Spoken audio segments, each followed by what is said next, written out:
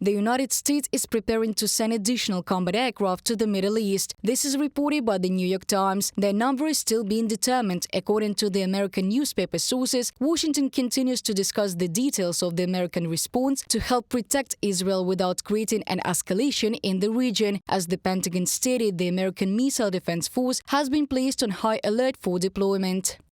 Secretary Austin highlighted that further escalation is not inevitable, and that all countries in the region would benefit from a de-escalation in tensions, including through completing a Gaza ceasefire and hostage release deal.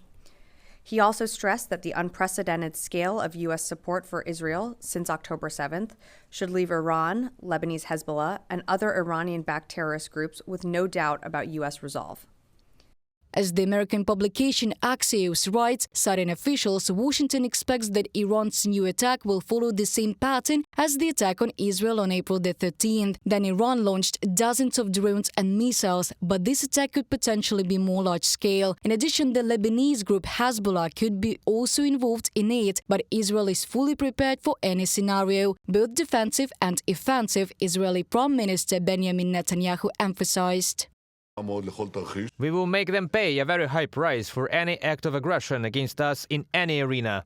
The risk of an escalation of war in the Middle East has increased after Iran threatened to retaliate against Israel for the killing of the leader of the Palestinian Islamist group Hamas. U.S. President Joe Biden noted that the killing of the militant leader did not help achieve a ceasefire in the Gaza Strip. I'm very concerned about it. I had a very direct meeting with Prime Minister today, and very direct. We have the basis for a ceasefire.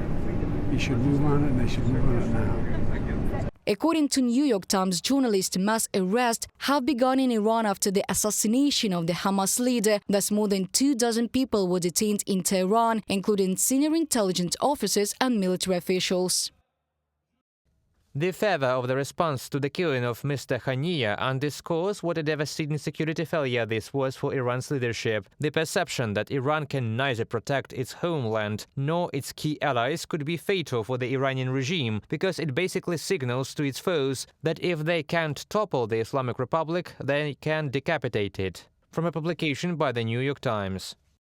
At the same time, the French Foreign Ministry called on its citizens to leave Iran immediately in connection with the possible closure of Iranian airspace in the event of increased tensions between Iran and Israel. French citizens were also warned of the risk of arbitrary detention in Iran. Amid Iran's threats, several international airlines have suspended flights to Israel. Reported by Diana Kolesnik, Христина Домбровська, UATV News.